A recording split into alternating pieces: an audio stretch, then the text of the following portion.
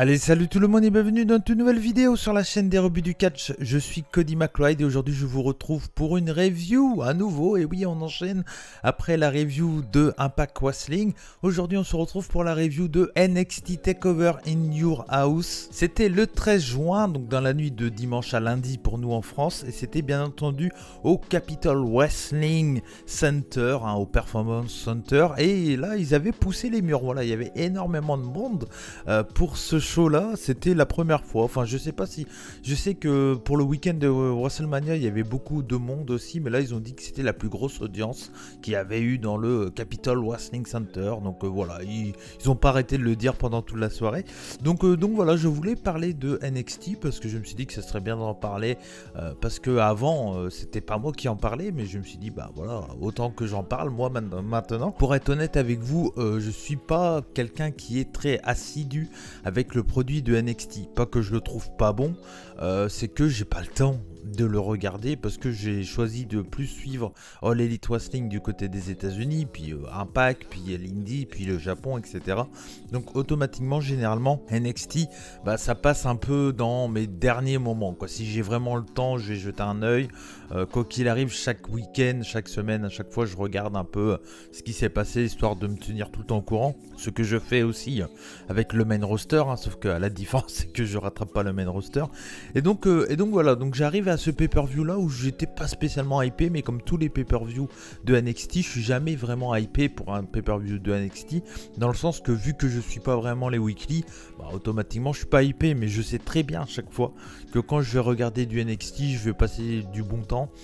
Parce que même si les storylines me parlent pas trop, etc., je sais que la qualité in-ring derrière va être très bonne. Et clairement, je vous le dis, hein, j'ai pas été déçu de ce show-là. Donc voilà, donc c'était une carte qui était assez courte, donc ça fait plaisir.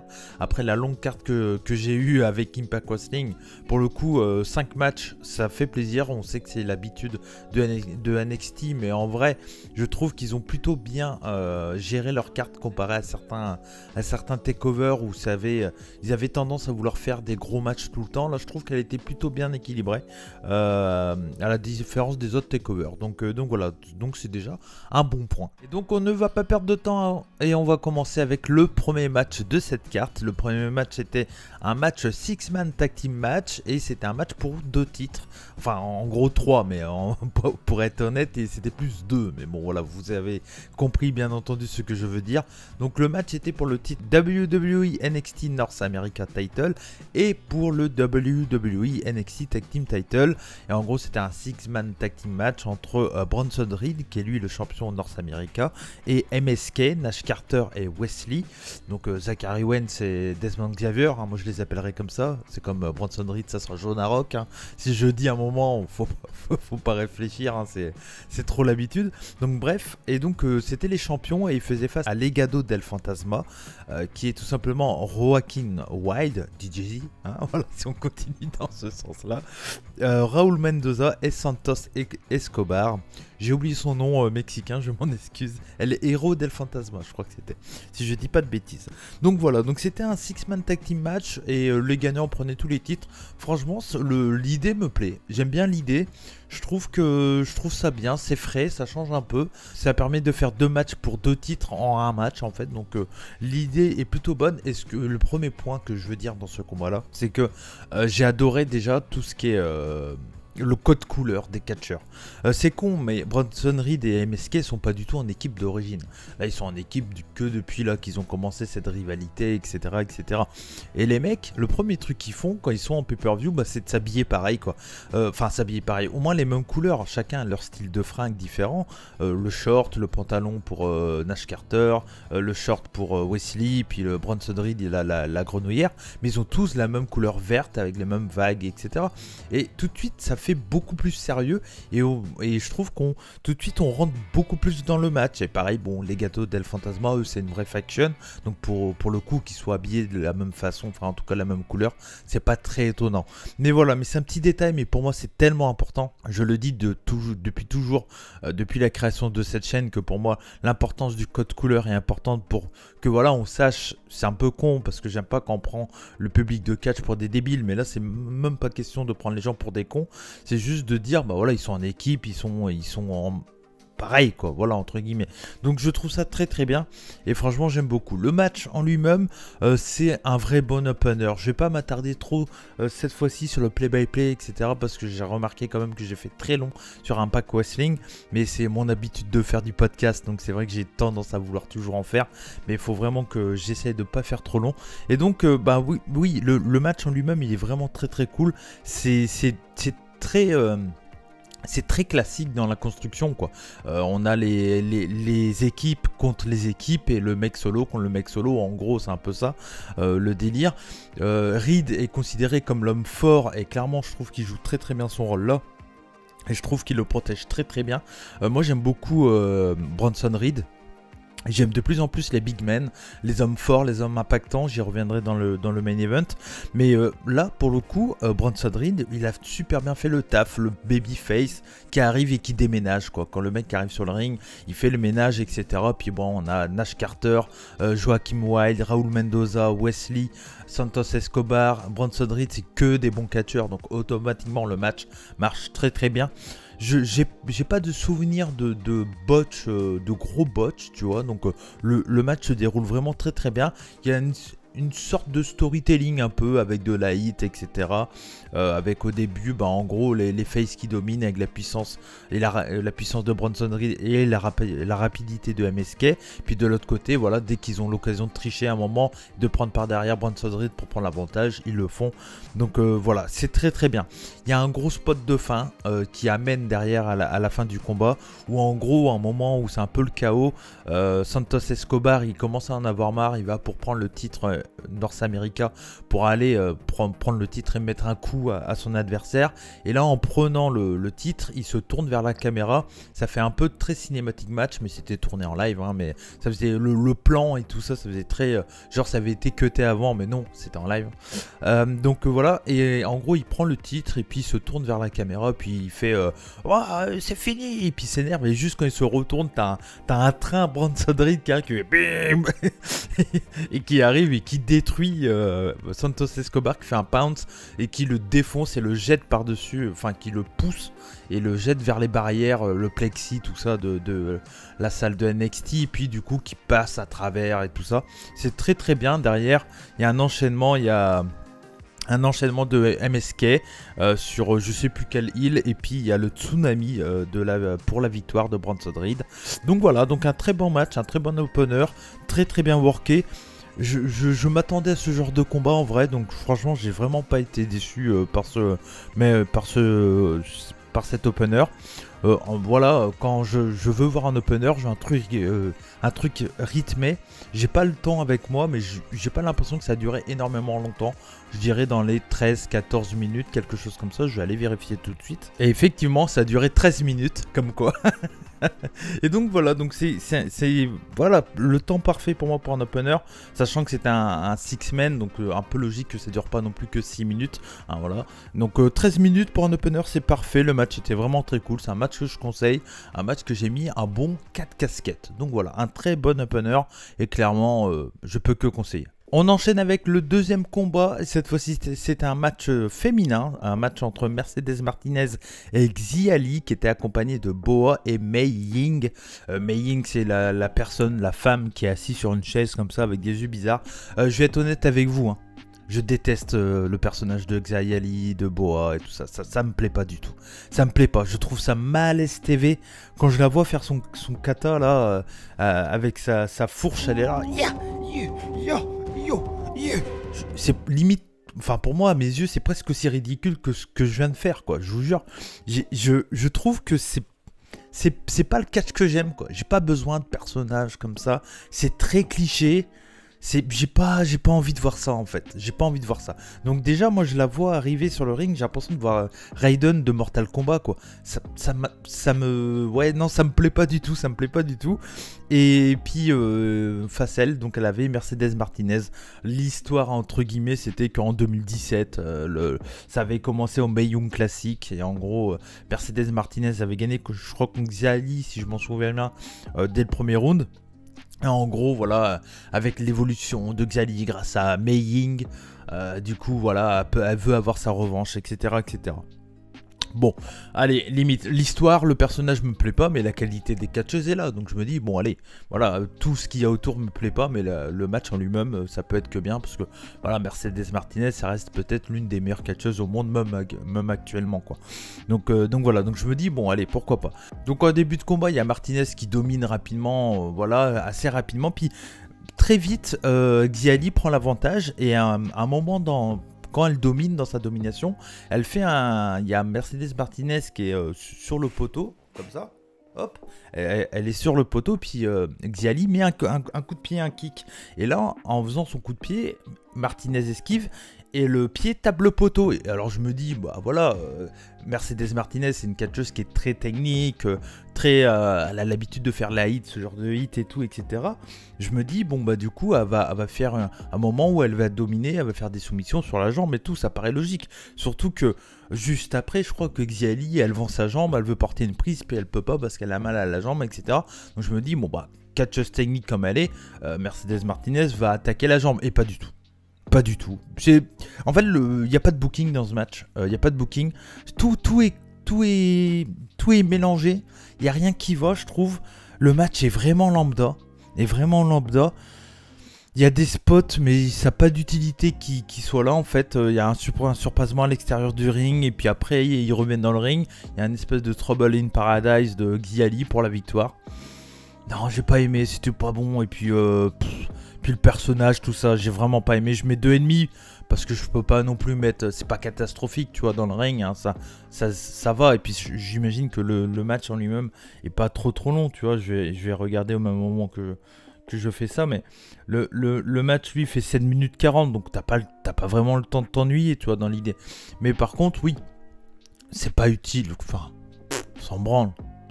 C'est là pour pusher, pour mettre en avant Xiali. Je trouve, vu la construction du match, ça met pas du tout en avant Xiali pour moi. Et encore moins cette fin, quoi. Parce que à la fin du combat, en gros, il y a Xiali qui va pour prendre une chaise et pour continuer à tabasser Mercedes Martinez. Final, Mercedes contre, et puis elle tape Xiali, puis Boa. Et là, elle voit Mei Ying, là. Elle voit Mei Ying et puis elle lui dit ah tu veux la bagarre et tout, elle arrive j'ai pas peur et puis Mei Ying se lève, elle marche bizarre. Ça me pourrait. Et puis là Mei Ying elle le chope là comme ça et puis elle balance Mercedes Martinez contre la vitre. Non, c'est nul, ce n'est pas pour moi en tout cas, j'ai pas du tout aimé, c'est vraiment pas ce que j'aime dans le catch, bon voilà, peut-être que certains aimeront, en tout cas, c'est pas mon goût, voilà, c'est pas mon goût, j'ai mis 2,5 sur 5 pour la forme, voilà, en casquette toujours, bien entendu. On enchaîne avec le troisième match. Le troisième match c'était un ladder match pour le titre WWE $1 million title. Donc le titre de Ted DiBiase bien entendu. Il y a eu toute une histoire entre Cameron Grimes et puis LA Knight. Donc Eli Drake et Trevor Lee ils ont eu une histoire avec une question d'argent. Il y a eu un nouveau personnage pour Cameron Grimes, etc. Bref, en tout cas voilà. Mais Cameron Grimes c'est le face et LA Knight c'est le heel. Et ça marche très bien. Le public qui est présent ce soir-là réagit très bien malgré le faux son qui est encore abusé. Il faut vraiment qu'ils arrêtent ce faux son de merde. Dès qu'il y a un coup, t'entendais oh, c'est nul, ça me plaît pas. Mais bon, voilà, hein, on s'arrête pas à ce genre de détails, mais c'est vraiment pénible. C'est pénible des fois, c'est vraiment pénible. Je sais pas qui c'est qui aime bien, mais je trouve ça vraiment pénible. Surtout que là, t'as du public. T'as pas besoin. S'il réagit pas, c'est que ça fait pas réagir. C'est tout quoi. Bon, mais bref, mais voilà. Mais du coup, le match, le match c'est pas ce qu'on peut dire un spot fest comme on a l'habitude de penser quand on se dit il y a un ladder match. Tu vois, si on se souvient du Santos Escobar contre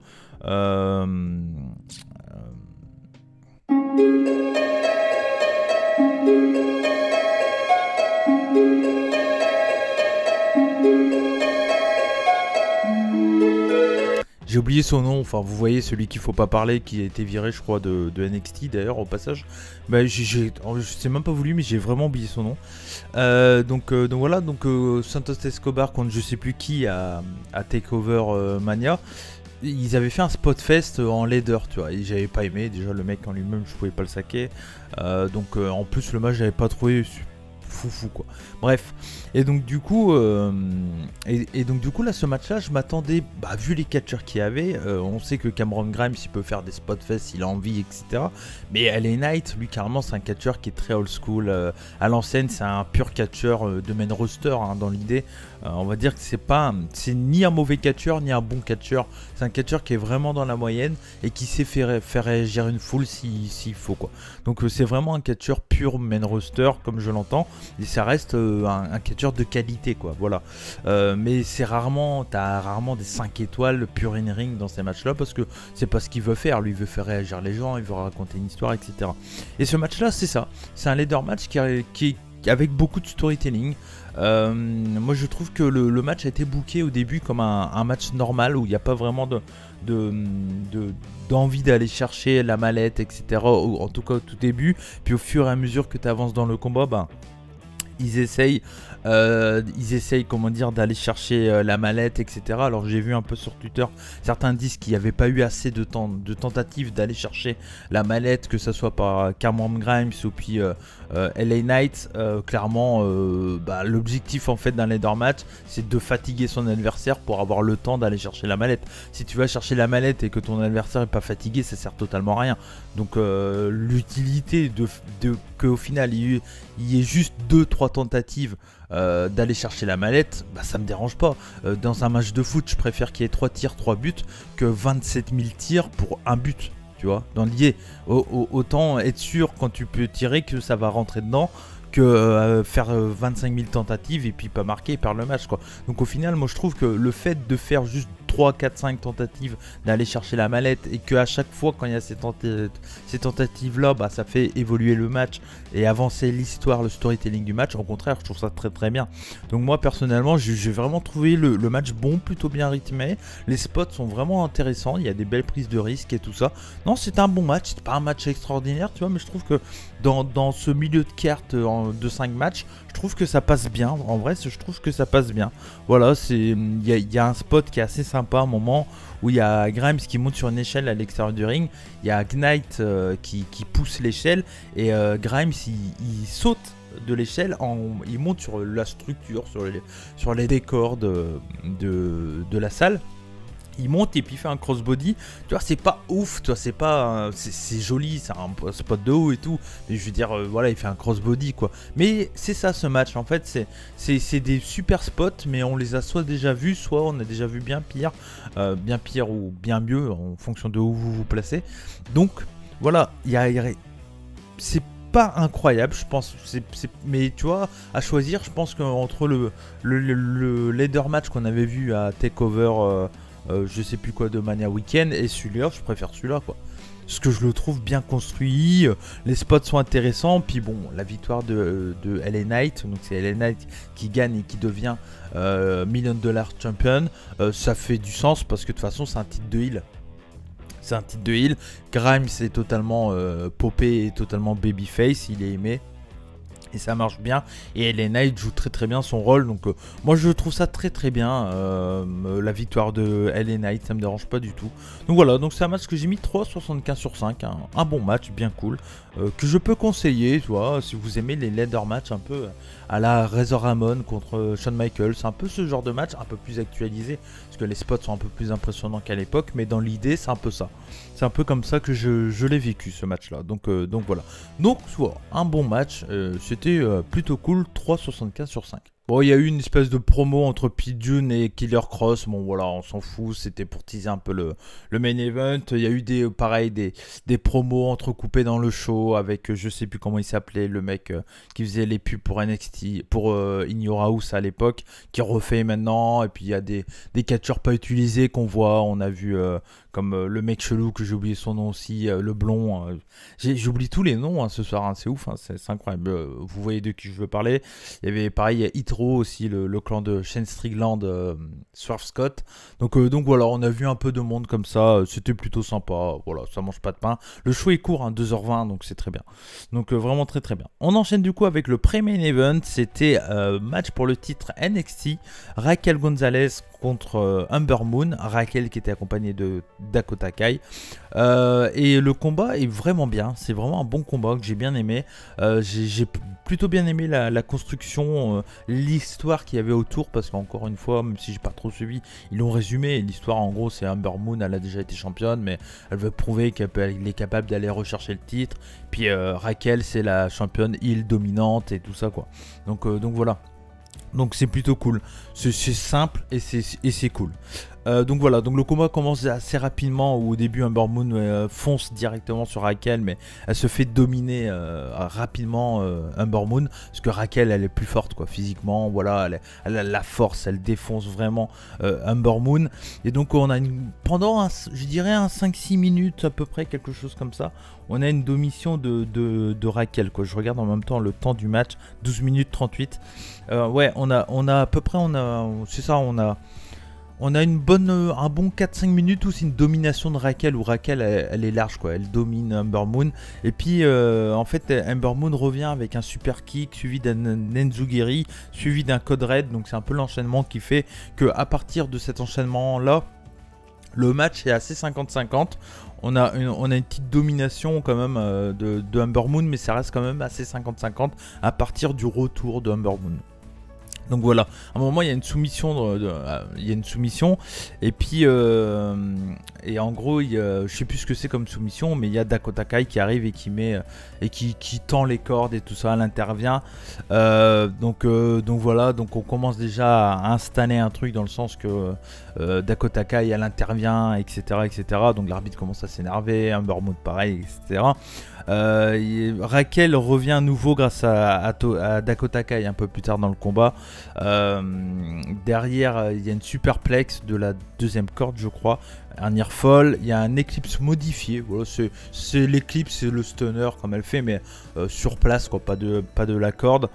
Derrière il y a un code breaker de la deuxième corde, puis elle va pour faire une Eclipse, elle réussit l'Eclipse, le tomber, 1, 2, et puis là Dakota Kai arrive et puis elle met les pieds de Raquel dans les cordes, et là voilà, ça commence à énerver Ember Moon, elle commence à s'énerver, et là on a Shotzi Blackheart qui arrive et puis qui vire Dakota Kai des abords du ring. Voilà, il y a une course poursuite un peu la Benny Hill, ça court, ça finit la tête dans les plantes, etc. Donc voilà, comme ça le match il est tranquille. Derrière il y a un très joli tornado DDT sur la rampe, elle met dans le ring, le tombé, nearfall, donc voilà, beaucoup de nearfall, pas mal de suspense dans cette fin de combat. J'ai trouvé le combat encore une fois bien worké, et là il y a une retentative d'éclipse, cette fois-ci c'est contré par Raquel, et Raquel porte un Snake Eyes, puis son finish, je crois que c'est le Shingona Powerbomb, avec une espèce de... en passant un peu comme un bouquin, puis elle porte et elle fait un powerbomb un peu comme ça. Et donc voilà, victoire de Raquel Gonzalez. Donc en vrai voilà, c'est ce que j'ai dit, je trouve que le match il est bien worké, c'est bien, c'est un bon match féminin, c'est plutôt vivant, les spots sont jolis. Ember Moon, elle met over son adversaire parce que l'objectif c'était de continuer le règne de Raquel Gonzalez, et puis voilà, ça fait le taf quoi. Donc bon, il n'y avait pas trop de surprises, on s'en doutait un peu que Ember Moon n'allait pas gagner, je pense, le titre, mais voilà, c'était une bonne challenger, c'était un bon match. Encore une fois, Ember Moon elle est capable de sortir des bons matchs, donc voilà, c'est un match que j'ai mis 3,75 sur 5, clairement je peux que conseiller. Ils nous ont annoncé que le mardi 6 juillet, il y aura Great American Bash en live. Donc voilà, donc ça sera un NXT un peu différent. Great American Bash comme ce qu'ils nous avaient fait l'année dernière. Je crois que c'est annoncé qu'en une journée. Parce que l'année dernière c'était en 2 jours, si je m'en souviens bien. Donc voilà, le mardi 6 juillet, Great American Bash. Et on arrive donc au main event de la soirée. C'était un match pour le titre NXT, un Fatal 5-Way match. Karrion Kross qui défendait son titre contre Kyle O'Reilly, Johnny Gargano, Adam Cole et Pete Dunne. C'était un peu les trois fantastiques de NXT, plus Pete Dunne qui commence à vraiment se faire une place. Mais voilà, hein, Kyle O'Reilly, Gargano, Adam Cole, ils sont là depuis pas mal de temps. Tu rajoutais Tommaso Ciampa, t'avais tout le monde quoi, pratiquement. Hein. Donc voilà, donc c'était clairement un match que j'ai adoré. Mais je mets déjà un point déjà. Si vous aimez le selling, voilà, où ça vend, etc., oubliez-le, parce que clairement c'est un match qui est construit comme être rythmé, avec plein de spots, plein de moments appris sur le bout des doigts, etc. Mais c'est tellement bien worké que t'as l'impression que limite c'est de l'impro, quoi. Les mecs sont tous fantastiques.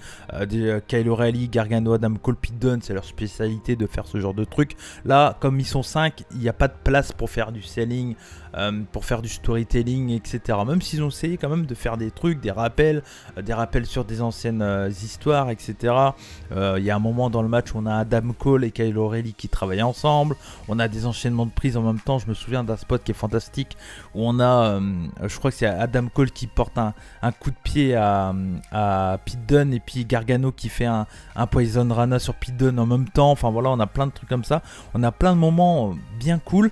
Mais le point le plus important en fait, c'est que Cross c'est un monstre, quoi. Cross c'est un monstre, il est là en tant que monstre.